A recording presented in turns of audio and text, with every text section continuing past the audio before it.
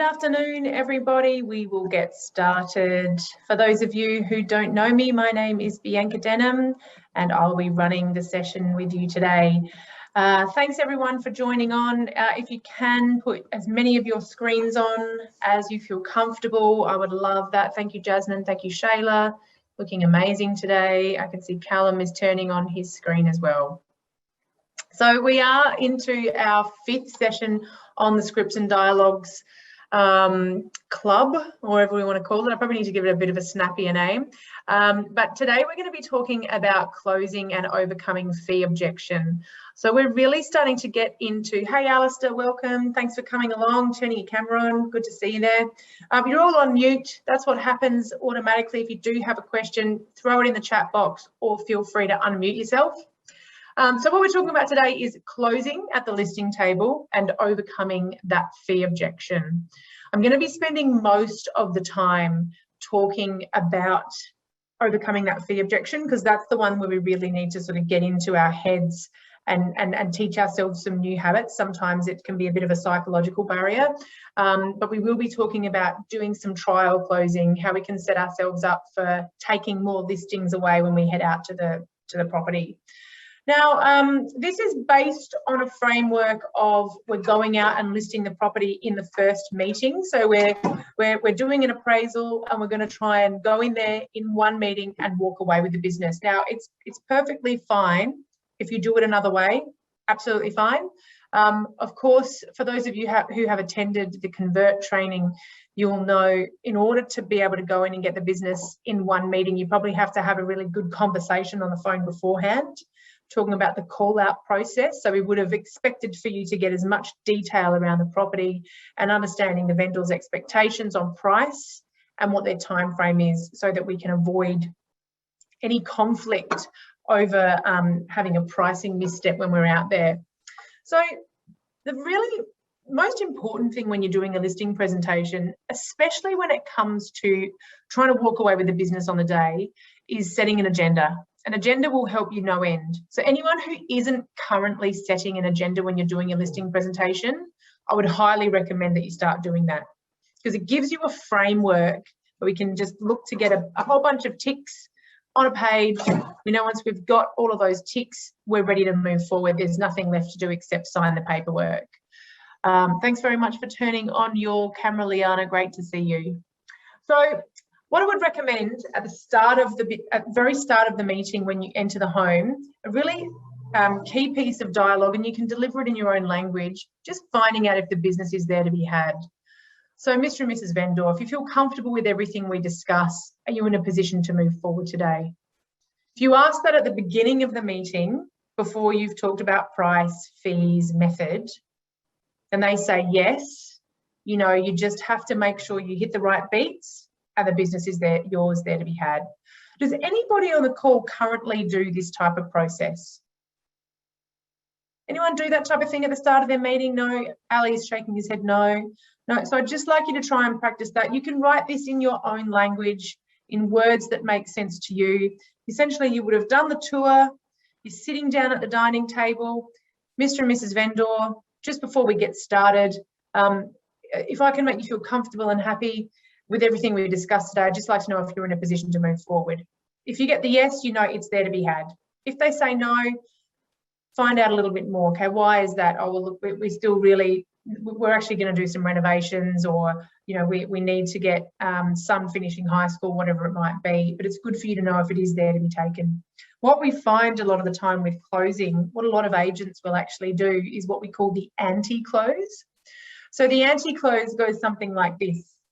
You finished your presentation, vendor's sitting there smiling at you and you're sitting there smiling at them, but they don't say, okay, let's go. So you make the assumption that they're not ready. So you pack up all your papers. Okay, well, thanks very much for your time today. I'll get out of your hair and, you know, we'll stay in touch, okay? And you don't actually ask for the business. No worries, Alistair. That is really very, very common practice. A lot of agents do what we call the anti-close, where they actually don't ask for the business. So in the most simple terms, if you just make one change in addition to the one that we've just spoken about with your listing presentations, just make a commitment to yourself every time you go to a property, even if they've given you all the body language and signals in the world that they're not ready, just ask if they're ready to sign. Can we move forward? Are you ready to move forward? So just start to get that habit of asking that question. When you're there as the agent, you're there as the professional, as the expert. People need your leadership. They're probably looking for your guidance. And sometimes people don't know what to expect. And so if you just stand up and say, okay, thanks very much, we'll stay in touch, they'll go, oh, okay, we'll wait to hear back from them. Clearly, they're not ready to go forward. However, if you can take some leadership there and some ownership and actually show them, hey, we're ready to go. I feel like we've discussed everything we need to. Next thing is really just to sign the paperwork. You'll find some people will go, okay, great. When do we do that? So what we're going to talk about in the next few slides is some dialogue around managing that agenda and using those points in the agenda for getting small yeses along the way, closing those doors to objection, so that when we get to the end of our presentation, the only thing left is just to sign away. So you can see here, I've got a suggestion of a framework of an agenda. This is a very, very scant agenda. You can put whatever is relevant in your marketplace. You might want to talk about your VIP process. You might want to talk about your video marketing. But what I would suggest is that you absolutely have to cover off on the things on the screen. You've got to talk about price. You've got to talk about method, marketing, and fees. You have to do those. You may take yours further. So setting the agenda, you might have a pre-printed document. You might have something that actually already has the things that you talk about. It's important that you highlight them to the vendor. What other people will do is they'll actually just have a notepad and pen and they'll write it down. Don't underestimate the power of a notepad and pen. It can be really, really engaging, and it can help to demonstrate points that you're trying to talk through. So there's absolutely nothing wrong with sitting there with a blank, paper on a clipboard saying, Mr. and Mrs. Vendor, there's a few things that we need to talk about today. I'll run through the things that I would like us to cover off, and you can always let me know of anything else. So first of all, we need to cover off on the pricing of your property. Now, as I said before, we're hoping you've done the call out. So if you've done the call out and you've asked them what their expectation on price is, you could actually reconfirm that. So on the phone call we spoke, and you said that you're ideally looking for something in the range of sort of 450 to 500,000. Is that right? Confirmation, fantastic. We're going to go through a document that talks through price, but I'd really like to start by talking about price up front. Is that good for you? Now, most vendors are going to be really happy if you cover price first, because that's going to be one of their big burning questions that they've got. So let's not hide away from it. Let's get it out on the table. Next thing we need to talk about, and I would literally just be writing it down. Next thing we need to talk about is the method of sale. Some might call that the strategy. Now, you do have a few options available to you. It's my obligation to explain to you what those different options are so you can make an informed decision. So you're giving yourself permission there to talk about both auction and private treaty. Some of you will be working in marketplaces that are just heavily focused on one method or the other. Heavily focused on private treaty probably is more common than auction. And some people will even say to you, look, I don't want auction. I'm not up for an auction. I'm scared. I saw one, didn't sell. There was no one there. The vendors felt so much pressure, or maybe they've had a bad auction experience. To that objection, I would use dialogue similar to the following. I would say, Mr. and Mrs. Vendor, I understand you don't feel comfortable about the auction method. Ultimately, it is your choice. It's totally up to you which format you decide to go down. However, it is an obligation that I make you aware of what your options are. Is it okay if we just touch briefly on all of the selling methods so that you can make an informed decision? If they say, I sold by auction with another agent and it was awful, I would say, look, I'm really sorry you had that terrible experience with the other agent. At Ray White, we do auctions differently. We've been doing auctions since 1902. It's in our DNA. Quite possibly there's something that agent missed as a crucial part of the process. Is it okay if I just take a couple of minutes to explain how we do auctions at Ray White? So even if I've got objection to an auction method at the top, I would still be asking permission to display that method of sale, because you do have an obligation as a professional. You have an obligation to tell them what their options are. We've just done a corporate conference today, an online conference, of course, and we did a case study on a business that's working in Mount Druitt in New South Wales. I don't know if anyone in the call is from Mount Druitt or nearby, knows it? No? Okay, so it's a kind of southwestern suburbs of Sydney, median sale price around 700, which in the Sydney market makes it like very much a kind of lower median sale price, very high mortgage bill, you know, lots of people very highly leveraged, so 90% lends, etc. Lots of deals fall over. Point of that is people make subject to finance offers, and a lot of the time the bank, it just doesn't come through. Not a high auction area. And that office has just gone through a process of starting to onboard auctions into their community. And now what they're finding is, because none of their competitors are offering auction, they're getting listings because they're the only ones offering a fresh perspective.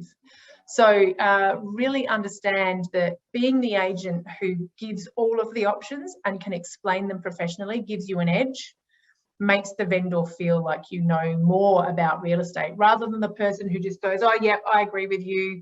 Price range is the way to go. Let's move forward. You can sow some seed of doubt about your competition just by talking through their options a little bit more comprehensively. Some really nice closing dialogue for the end of the agenda setting. I'd like you to feel comfortable and confident with what I recommend today. Please feel free to stop me at any point if you feel you need anything further clarified. And then really importantly, so this is what I've put down on my agenda, the things that I would like to discuss. Liana, is there anything more that you would like us to cover off on today? Always take that time to stop and ask the question at the beginning, because if you don't address what they really want to hear, they're probably not going to listen to your presentation. They might want to talk about rental opportunities. You know, I really want to think about this as possibly an investment property. So stop and ask the question, get everything on the list that you need to cover on, because if you cover them all off and you get ticks next to all of them, you've got a listing. So that's setting the agenda. Does anyone have any questions about that part of the process? 100%, if you're not doing it, set an agenda, it'll change your whole presentation. We sometimes feel like we're explaining ourselves really well, we're really clear. But if you ever record yourself, I think it's a really great idea sometimes to voice record yourself when you're in a presentation. Just put it on the table, put it in your pocket. The vendor doesn't need to know. Listen back and you'll hear whether you're clear or unclear with your vendors. So get it all written down on that agenda. It really helps the vendor to understand where you're going, and then it helps you to understand when you've earned the right to ask for the business. Okay, so just a little piece of dialogue. I'm not going through the full listing presentation. We don't have time for that today, but just looking to close out every one of those agenda items. So price, you know, something along the lines of, okay, Shayla, after discussion, it would appear that we're in agreement. Your property sits in the range of 500 to 530,000. Do you feel comfortable with that price range? Do you want me to answer? Go for it. You've unmuted. Well, we were trying to hope for a little bit more than that, Bianca. Okay, so Shayla, what price were you really hoping for? We were hoping to have 6 in front of it. You are hoping for a 6. Okay. Look, especially with the current market. Yeah, fair enough. I mean, you'll note in this dialogue, I said after discussion we're in agreement, but that's okay. If you did raise this objection, I would say, look, Shayla, I completely understand, and the last thing that I would want to do is undersell your biggest asset. And you're right, this is a market like we have never seen before, so we need to make sure that we maximise every last dollar. I think when we get to the method of sale, we can have a talk around some strategies that we can make sure we absolutely remove a ceiling from the property and give everyone an opportunity to make their absolute best offer, so we can feel really comfortable with that we've extracted every last dollar from the market. How does that sound? Yeah, definitely. Good. Okay, fantastic. So I would write down 600 And then I would put a tick next to price if that was the conversation we'd had. If the conversation went more along the lines of, yes, Bianca, you know, we'd love to get 530. That sounds right. I feel comfortable with that. Tick. Ticking it, visual confirmation. We've dealt with that one. We're moving on to the next one. So method of sale. Okay, Alistair, we've discussed various methods of sale. Which do you feel is the best option for you? So you can literally just go the either or. You know, we've talked about auction. We've talked about private treaty with a price range. We've also talked about private treaty with a fixed price. Which feels best for you? I see lots of properties listed with a price range. What's the point of putting a range and not just the price? Look, that's a really great question, Alistair. The point of putting a price range is we're telling the buyers the range where you would be interested in looking at offers. And our objective with that is to really try and to push people to that top end of that price range. That's why we use a price range over a fixed price. Sometimes a fixed price can work really well, because if the fixed price is put in the correct place, we will see offers exceed that price. However, in some cases, that fixed price can work as a ceiling. So that's why the price range comes into play. We might put your acceptable selling price of 500 at the bottom end of the range and give ourselves that extra stretch range where if we do get lots of competition, we can push those buyers further into that higher part of the range. Sounds good. What do you feel would be the best option for you? Well, I want to get the most I can. So if you think a range will encourage people to go higher, then let's go with that. So you would go a price range over a fixed price and over that auction method that we talked through? Oh, auctions in our market, I just don't know how they would work. Sure. So at this point in time, I'm just taking the very easy, I want Alistair to choose something, because when he chooses something, he's making a commitment. So at this point in time, we're not going to do, I'm not doing auction dialogue at the moment. I could go down that track. I want to make sure we get onto our fee objection. But in that top sentence there, I would say, okay, look, so you'd feel most comfortable with that price range, Alistair? Yeah. You say, yep. So I'd write down 500 to 530, tick. Fantastic. We're moving on. I've got your permission to move forward. You're buying in. You're telling me, yep, that's what I want to do. I'm happy with the price. I'm happy with this method of advertising. We're going to move forward. Yeah. Yeah. Sorry, Bianca, it's Fiona here. Just interrupting.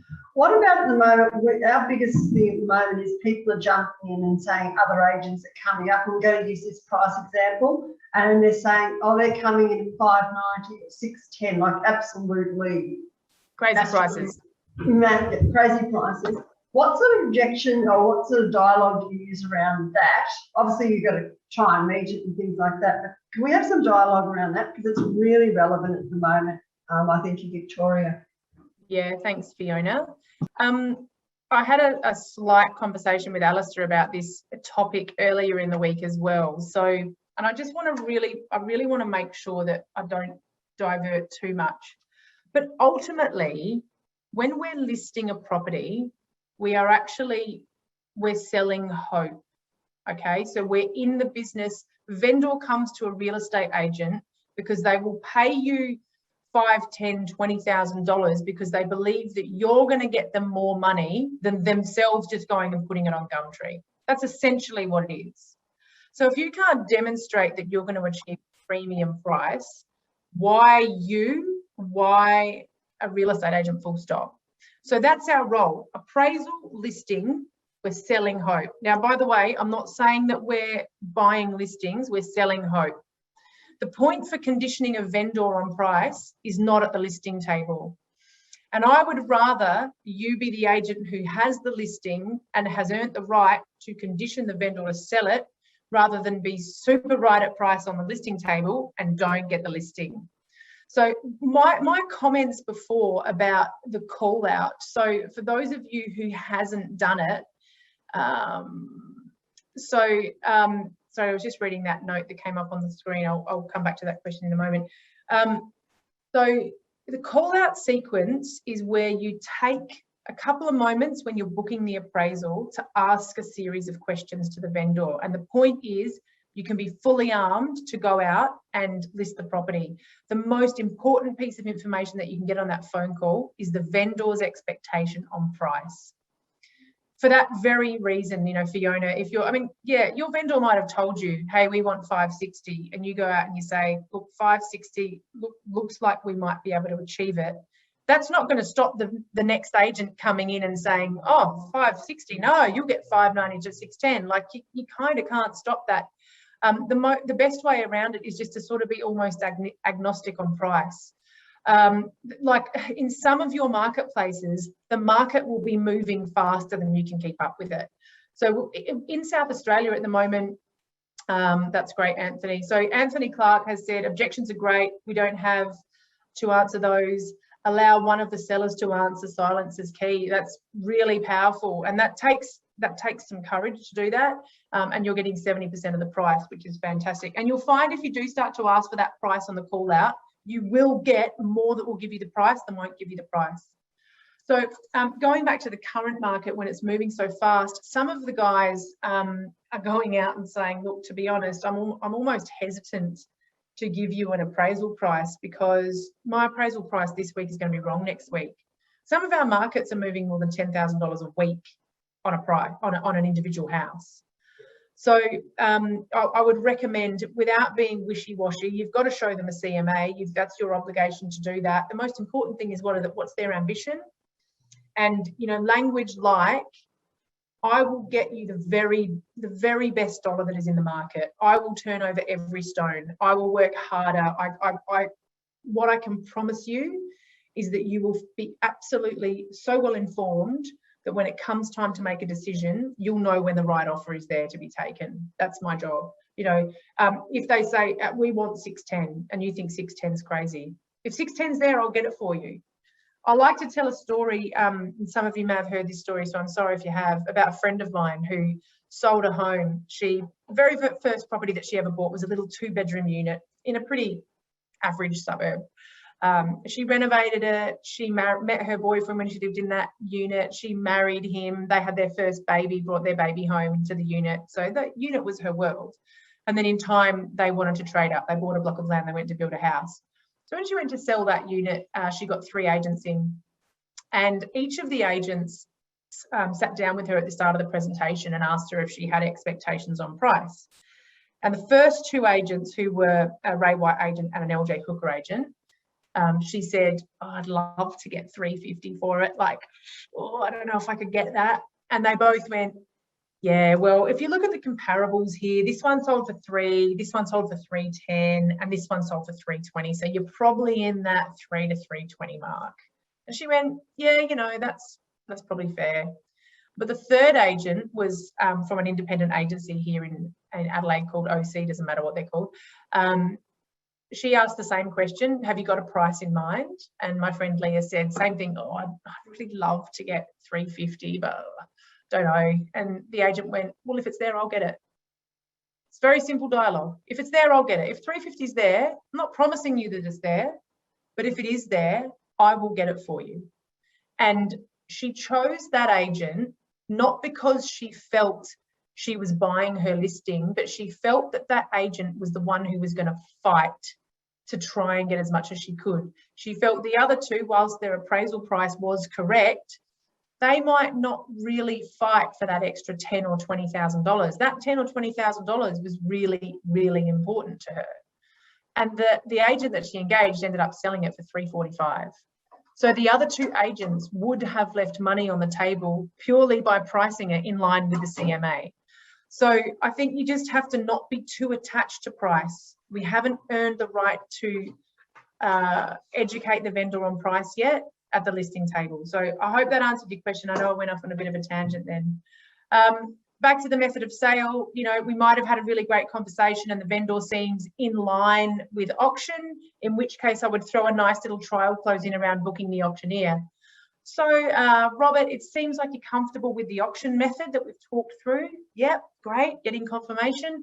Look, should we start looking if we can get some potential auction dates booked in with our auctioneer? They do get very busy. It's probably good if we lock a date in. Yes, great. tick. We know we're getting there. We're getting yeses. This listing is just becoming more and more available. Same thing, but opposite private treaty. Seems like you'd like to proceed with private treaty, listed with that price range of 5 to 530. Does that sound right to you? Yep, fantastic, tick. We're moving on. We're getting on the yes train. Marketing, very similar thing. Appears you like marketing package A with the drone footage and the twilight photography. Trial close. Are you happy for me to book in the photography now? Same thing. Our twilight slots are getting really booked up. I know you wanted to be sold and settled by the end of October. I think that we probably need to get that photographer booked in because we're going to be running short on time. Or the either or. Which marketing package do you think would be most suitable? Get them to choose something. Oh, really like that one there that's got the, you know, everything packaged into one. Or is there anything else that you'd like us to highlight? Do you think there's anything that we've missed here? Great, we've got that all happy, tick. Moving on. Now, commission, I've just put, not flippantly, but, you know, my fee is 2.5% plus GST. Should we proceed to the documentation so I can begin? Fee, there's two areas where real estate agents get really awkward. One of them is price of a property, because they're really scared, you know, if we say a price that's too high, we're going to give ourselves a problem with selling it. If we say a price that's too low, we might lose out on the listing. So we get really weird around price, which is why it's important to get that price from the vendor. And the other thing that we get weird around in a lot of cases is our fee. And an agent is usually more scared of having the fee too high than having the fee too low. Most agents are more prepared to devalue themselves than lose the listing. So it's really important that you understand that, because you might find yourself sometimes getting into that sort of argument in your head about fee and dropping your fee before you need to. So I'm going to now go into some strategy around handling your fee. And look, you could apply this to other things like marketing and method of sale, but I think it's important that we get into a bit more detail around here. So the ideal world, if we've got ticks, we've got agreement on price, we've got agreement on method of sale, we've got agreement on marketing, like they're there. I should just make the assumption in my head that we're going to get the agreement on the fee. So to, I think it was Anthony's point before, this is where you need to really learn, sorry, I skipped forward there. This is where we really need to learn to shut our mouths and not get weird. So here's what agents do that's really weird. My fee's normally 2.5%, but for you, because you've got such a nice house, I'll do it for 1.8. It feels gross. It feels like they've just given you free steak knives. You don't want free steak knives when you're selling your house. Selling your house is like the biggest luxury discretionary spend, or maybe not discretionary, that you potentially will ever do. So it can't feel cheap.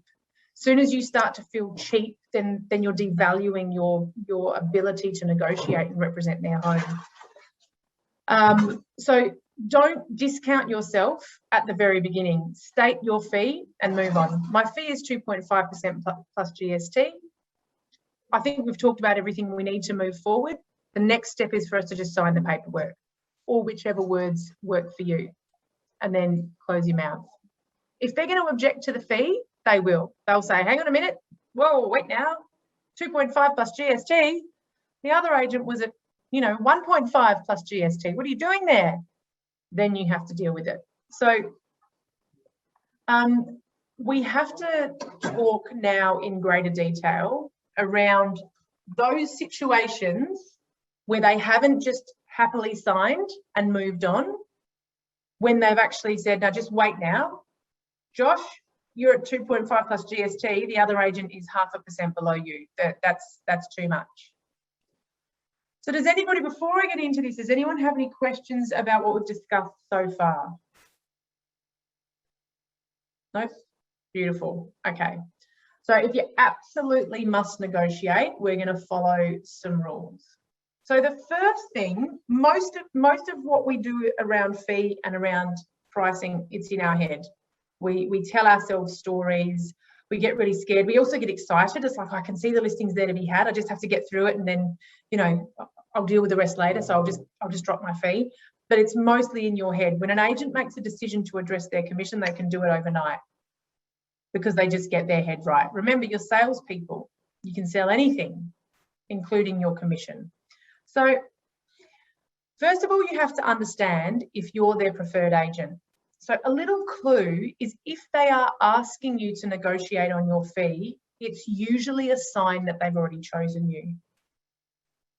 Think about yourself, right? Think about yourself when you're buying something and you're shopping. Maybe you're doing, I don't know, home renovations, you're putting new carpets in, you're buying a car. You don't go back and negotiate with the person or the service provider that you don't want to work with, do you? You get all your facts, you do your research, and then the one that you really like the most, if you need to tweak it, you go back and talk to them. That's what happens in our industry. So if you get that phone call where they say, hey, Alistair, we really like you. We enjoyed your presentation. We think you're good. However, the other agents are cheaper. What they're telling you is, we want to work with you. We'd just like to try and work on the commission if we can. So listen for that subtext. That's what they're telling you. Obviously, if they do ask you to negotiate on your fee, if you have that phone call, you need to have this conversation face to face. Don't do it on the phone. Okay, Josh, I hear you. Look, I'd really love to come and sit down and talk this through with you. When are you next available? Can I come and see you tonight? Can I come and see you tomorrow night? Get in front of them. Don't do it on the phone. Because if you do it on the phone, there's still that chance that you're going to go and give the other person just enough ammunition to go and sneak in and list it. So you've got to get back in front of them.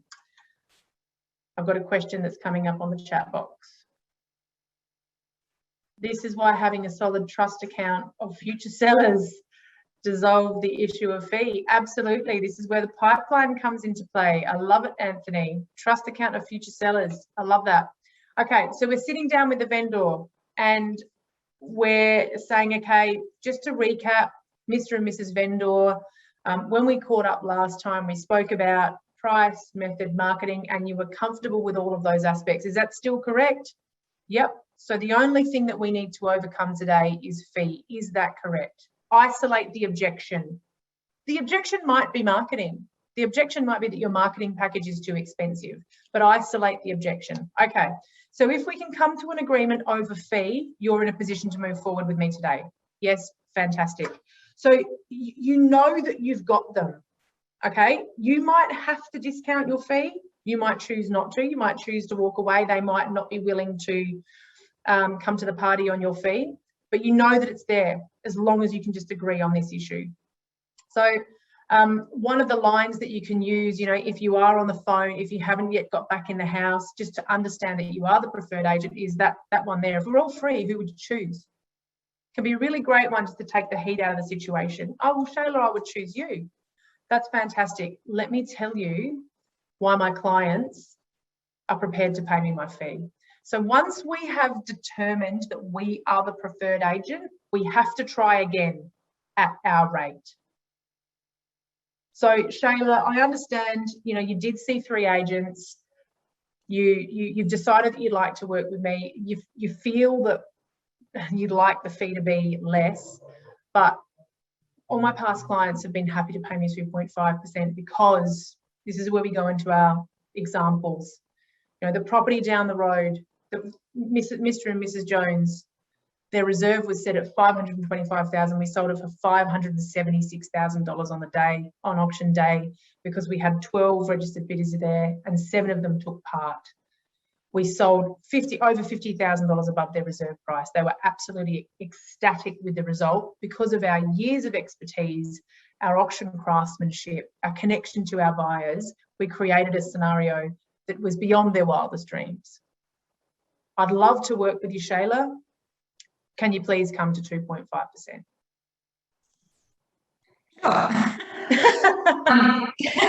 On this, Bianca, without interrupting, we were talking about this as a big sales meeting the other day, and I guess when you know you have someone, we were talking about potentially saying to them, oh, we'll offer you like a free maintenance of your garden or a free house clean or something, because that could potentially cost you as an agent, you know, $300 or $400 compared to what could be $7,000 to $10,000. So I think that was a really good point that the boys brought up to us. Yeah, think about alternative ways you can show them value.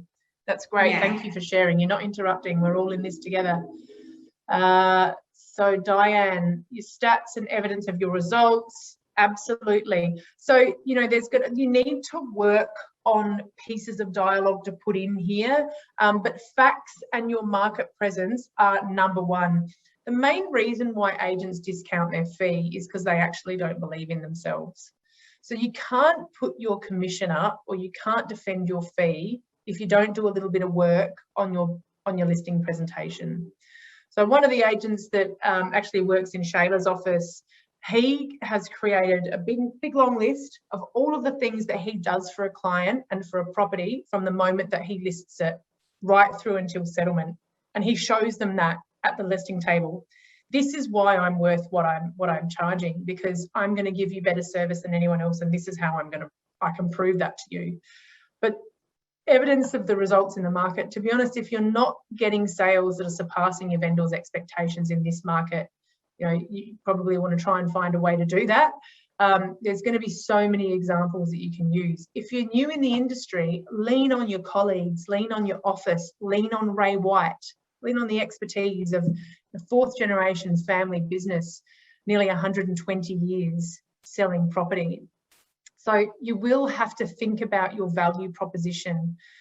This isn't a listing training session. There's so much more we could go into, but you do need to think about what makes you special and different, and why should someone use you over the competitors, and how can you demonstrate that you are better than your competitors? You need to think about that, and those would be where you would insert those pieces. But just simply trying to restate and ask again. Some people will say, oh, you're tough, Ali. I will go with you. All right. I was just, you know, we do want to work with you. We do think you're the best, but we would have kicked ourselves if we didn't ask if we could get a better deal. Some people just need to know, because they've got their dad in their head, that they at least asked if there was a discount to be had. Then at least they can feel comfortable at night. Well, look, I did ask. That they weren't going to cut their fees. I really felt passionately that Alistair was the right agent for the job, and so I'm moving forward. So you will pick some up here. If they're still tough, you know, they're real tough negotiators. Alistair, I'm not going to sign at 2.5. If you can't negotiate with me here, I will list with another agent. If they're very tough and it's clear that you have to negotiate, the next tactic that you employ is you flip it over to them. Because I tell you what happens normally. You're at 2.5 and your competitor's at 1.5. Most agents will do one of a couple of things. They'll think they have to match it. Okay, so if I go to 1.5, can I get your business today? Of course you can. The vendor thinks you're better and that you've got someone who's cheaper than you. Of course they'll give you that.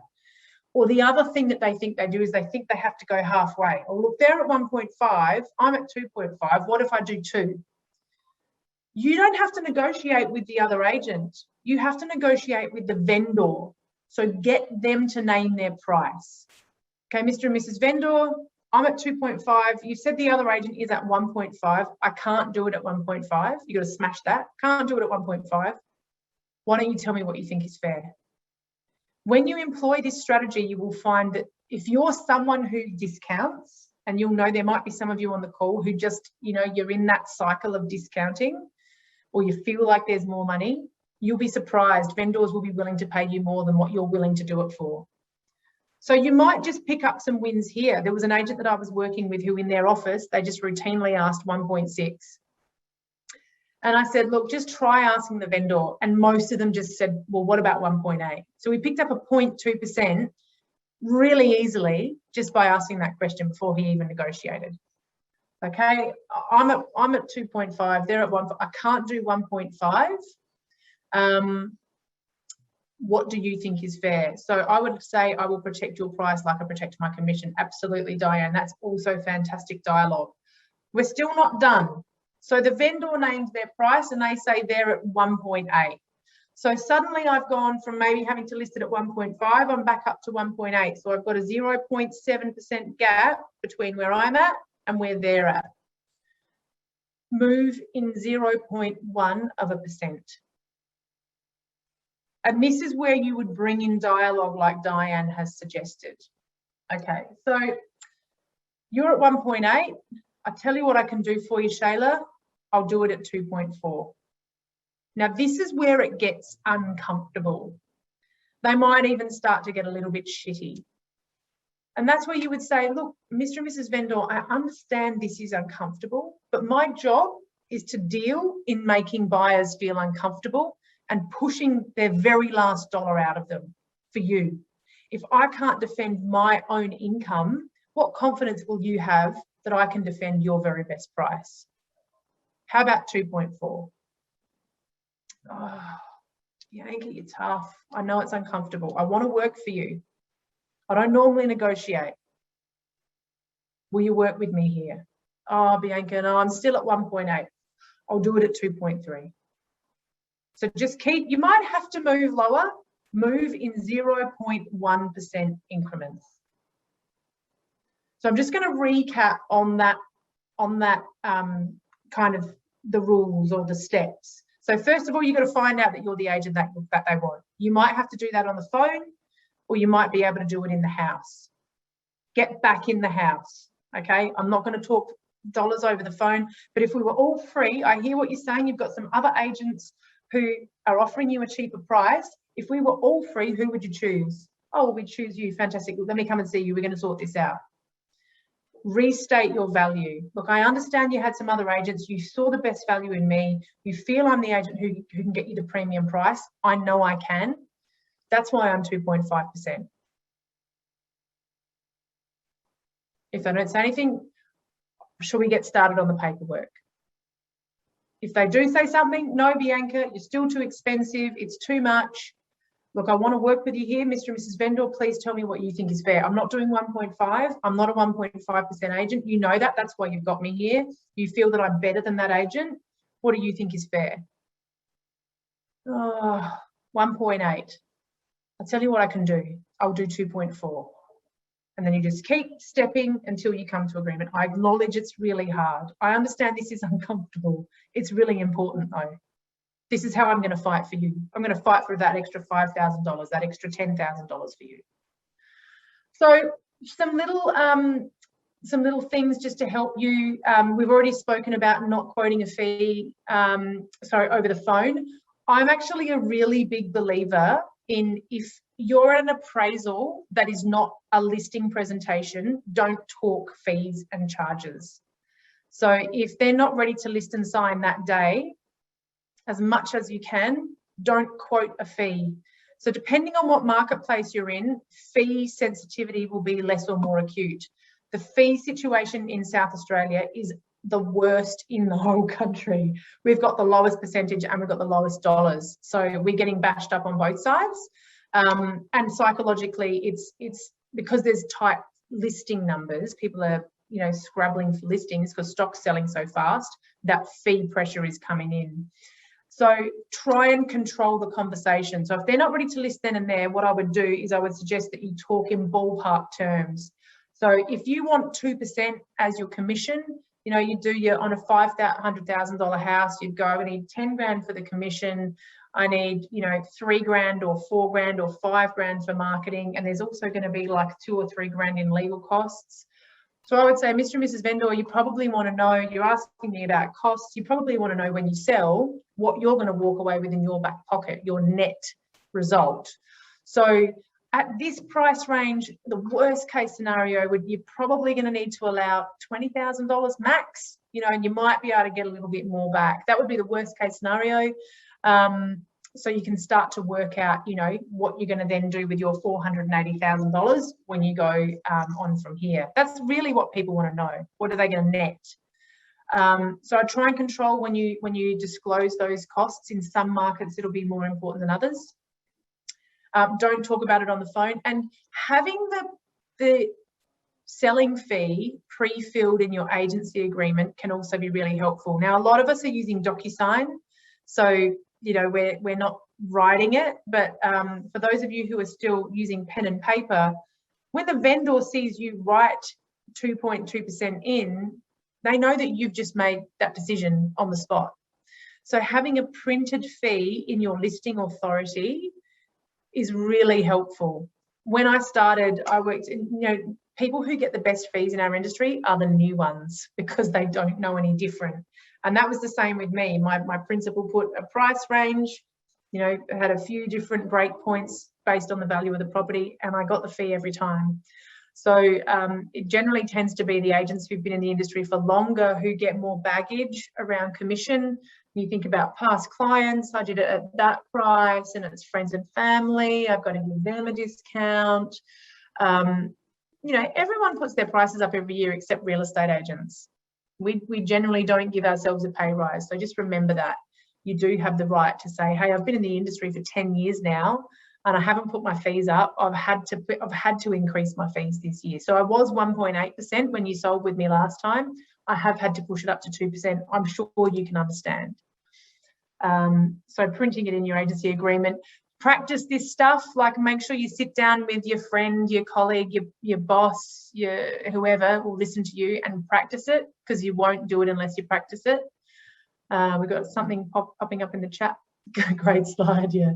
Hopefully you're not fighting with your vendors, and be prepared. So know those increments. Shayla made a really great point. Know what 0.1% means in terms of dollars to you. You can use it the other way. You could say, Mr. and Mrs. Vendor, I know, you know, your money is important to you, my money is important to me. Do you realise we're actually talking about $700 difference?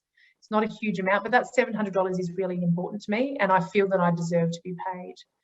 Some guys are using incentives at the moment to really make up the difference on their commission. So, for example, they might give on the overall percentage, but then say, okay, you know, Jonathan, your dream price is 600,000. I'll agree to your 1.8 on your 600. How about anything that we get over your dream price of 600, we go into partnership and I take 10% of everything over the top. That'll incentivize me to work even harder for you. And because the market's swinging up, people are winning on those.